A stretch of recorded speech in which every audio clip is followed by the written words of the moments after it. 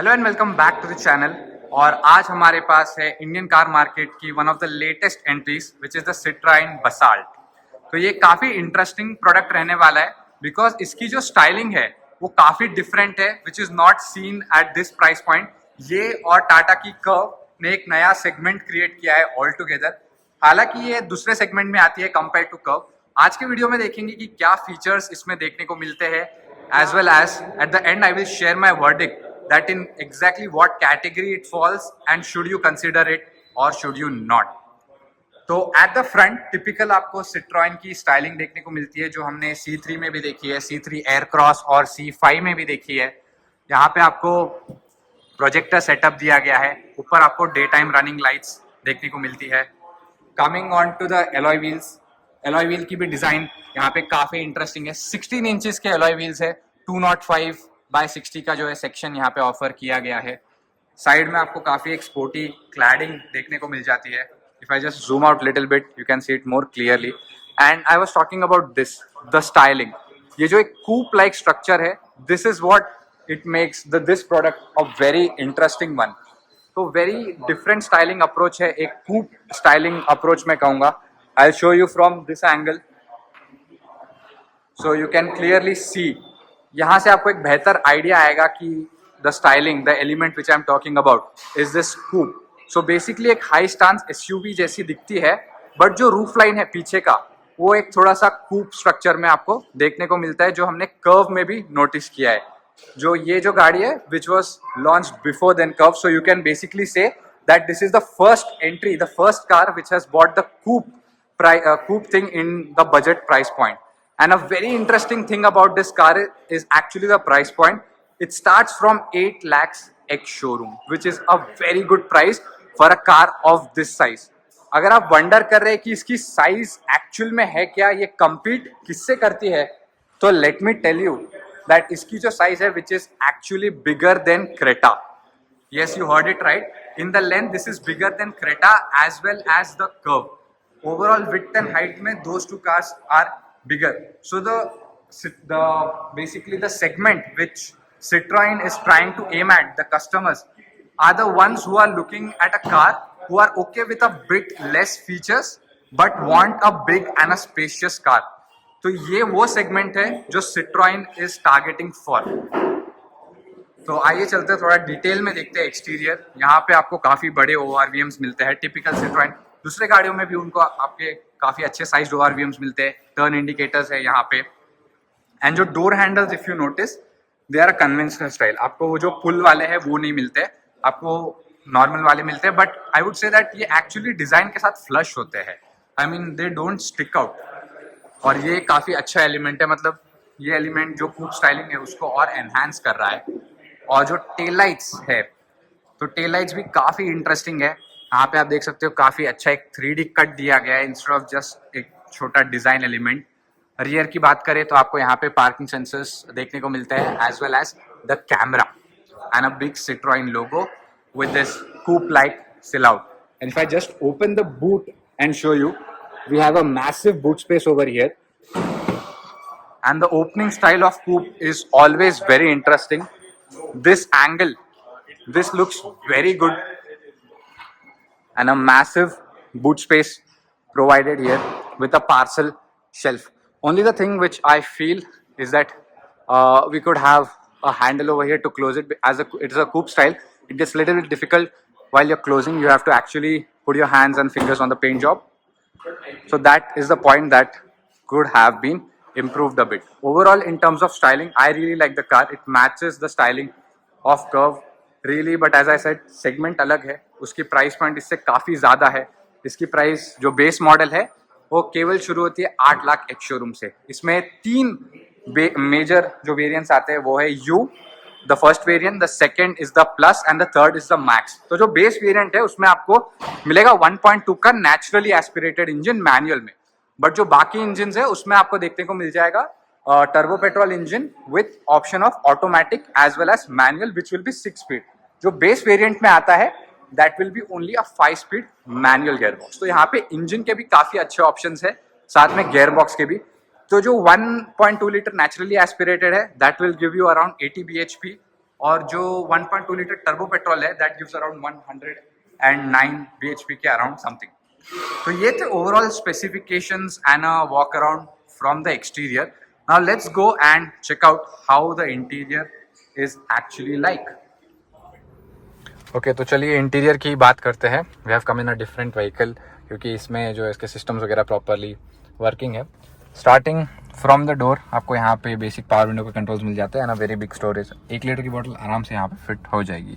If you are wondering ORVM के control कहाँ पे, तो वो यहाँ पे दिए गए हैं. यहाँ पे आपको ORVM के कंट्रोल्स देखने को मिलते हैं एंड ऐसा कुछ आपको टिपिकल सिट्रोइन का स्टीयरिंग व्हील देखने को मिलता है जो हमने बाकी गाड़ियों में भी सेम देखने को मिला है. ओवरऑल डिज़ाइन ये जो स्क्वेरिश सेट ऑफ बटन्स है ऑन द आइदर साइड, और ये डिजिटल इंस्ट्रूमेंट क्लस्टर वहाँ पे देखने को मिलता है विच शोज वेरियस इन्फॉर्मेशन, और आपको यहाँ से कंट्रोल करना है उसको. इफ़ आई प्रेस मेन्यू तो आप देख सकते हैं कि डिफरेंट मेन्यू आ गए and you can just toggle through here user settings and maintenance के बारे में जो भी रिलेटेड इन्फॉर्मेशन है, vehicle settings, over speed alert and all this things you can do it from buttons over here. और आपके ये जो बटन्स है these are for your call, accept and decline, volume, voice commands as well as to change the source from Bluetooth, FM, AM, वो सब के लिए. Coming on to the centre console, centre piece, यहाँ पर आपको मिलती है 10.25 इंचेस की touch screen which will support your Android Auto and Apple CarPlay. ये पार्ट काफ़ी सिमिलर है बेसिकली, ये जो AC वेंट्स है और ये जो है ये काफ़ी सिमिलर है. हमने C3 में भी देखा है, C3 एयरक्रॉस में भी देखा है. ये जो इनका लेआउट है वो काफ़ी सिमिलर जो है इन्होंने मेंटेन कर रखा है. और ओवरऑल फिनिशेस की बात करें तो यहाँ पे आपको वेराइटी ऑफ फिनिशेस देखने को मिलती है. यहाँ पे आपको नॉर्मल हार्ड प्लास्टिक मिलता है, नीचे भी हार्ड प्लास्टिक है but with a textured finish, and this is a good finish over year. यहाँ पे मिलती है आपको ब्रश्ड एल्यूमिनियम फिनिश, और थोड़ा बहुत आप यहाँ पे कॉइन या चाबी जो भी है छोटी मोटी चीज़ वहाँ पे आप रख सकते हैं. थोड़ा सा एक क्लिप भी आता है कि वो गिरे नहीं नीचे. And speaking about the glove box is enough, मतलब ओवरऑल नीचे बड़ा नहीं है बट अंडर काफ़ी डीप है, तो आपके काफ़ी सारी चीज़ें इसके अंदर चले जाएंगी. और जो खुलने का स्टाइल है वो भी डिफरेंट है. जनरली हॉरिजॉन्टल आता है बट इसका वर्टिकल दिया गया है. Coming on to the AC, यहाँ पे आपको ऑटोमेटिक क्लाइमेट कंट्रोल देखने को मिलता है with good buttons. And just a thing to notice, if I just zoom in, आप देखिए यहाँ पे फैन स्पीड कोई ऐसे वे में डिपिक्ट नहीं करेगा, बट इनफैक्ट यहाँ पे जो फैन बना हुआ है that slowly starts filling as you increase the speed. I just show you. आप देख सकते हैं यहाँ पे एक डॉट आ गया, 2, 3, सो ऐसे करके जो है काफ़ी एक अच्छा एनिमेशन देखने को मिलता है. And this is your 6 speed automatic gear box. Storage space भी आपको यहाँ पे डिसेंट मिलती है, अच्छी खासी मिलती है. यहाँ पे आप प्लेस कर सकते हो फ़ोन, वहाँ पे आपको और जगह मिलती है विद 2 कप होल्डर्स. सो यहाँ पे स्टोरेज स्पेस की कमी नहीं है, इनफैक्ट यहाँ पे मिलती है, बट इस स्टोरेज स्पेस को कॉम्पनसेट किया गया है इन द आर्मरेस्ट आपको इतना डीप यहाँ पे नहीं मिलता है क्योंकि you have lot of space already given here, तो they have not provided deep enough armrest in the centre. Armrest slide भी होता है, सो एंड हाइट इसकी काफ़ी अच्छी है, वरना काफ़ी गाड़ियों में काफ़ी नीचे आता है, बट इसकी हाइट इज़ डिसेंट. यहाँ पे आपको मिलता है USB चार्जिंग सॉकेट और एक 12 वोल्ट का प्रॉपर चार्जिंग पोर्ट. यहाँ पे आपको मिलता है IRVM जो कि ऑटोमेटिक नहीं रहेगा, नॉर्मल आपका मैन्युअली मिलेगा. तो जैसे कि मैंने बताया था, प्राइस पॉइंट ये गाड़ी की काफ़ी अट्रैक्टिव रखी गई है, but it misses out on some features. Like जैसे यहाँ पे इस स्पेस को they could have used for your wireless charging pad, and even the sunroof is missing, जबकि टॉप एंड वेरिएंट है बट यहाँ पे सनरूफ ऑफर नहीं किया जाता है. प्लस वेंटिलेटेड सीट्स दी जा सकती थी. तो basically they have included a big car in a small price. वो सिट्रोइन की यहाँ पे जो है ओवरऑल थीम रही है. तो this was all about the front. मैंने आपको डिटेल में बता दिया है फ्रंट में क्या क्या फीचर्स मिलते हैं. Now let's go and check out the rear space. And वहाँ पे काफ़ी इंटरेस्टिंग एक आपको क्वर्की फीचर मिलता है which I have clearly shown in the video. Just before going to the rear space, a point to highlight, यहाँ पे आपको नॉर्मल की मिलती है, आपको स्टार्ट स्टॉप बटन यहाँ पे नहीं प्रोवाइड किया गया, आपको फ्लिप की मिलती है, और साथ ही साथ यहाँ पे आपको आइडल स्टार्ट स्टॉप का बटन देखने को मिलता है, plus a power window lock, और वेरी इंटरेस्टिंग यहाँ पे जो है हेडलाइट लेवल एडजस्टर दिया गया है. तो basically this was all about the front. Now let's go and check out the rear. और इसमें रियर में काफ़ी इंटरेस्टिंग फीचर आता है which I just show you when I open it. So as you can see here, this part, this is your thigh support, and you can actually adjust it by lifting it. See, there are 3 levels. I have lifted it to 1. If I see, as you can see, it's been lifted. So that's a very useful and a helpful feature when you are going for a long trips, because अक्सर गाड़ियों में आपको under Thai support है वो इतना अच्छा नहीं मिलता है. अब if I just come back and show you, and this is really very helpful. I mean, my thighs are actually touching it as I have raised it, very making overall experience quite comfortable. और ये जो seat है, actually this is a bit further behind. I could have I mean, for my height, for reference, my height is 5'10".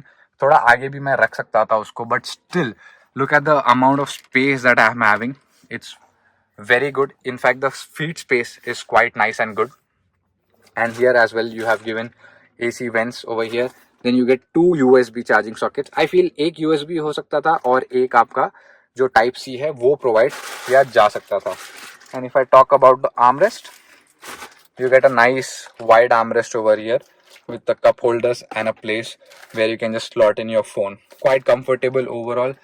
And headrest में भी अगर मैं दिखाऊँ आपको, यहाँ पे you get adjustable headrest. I'll just show you for this seat as it's not having the plastic.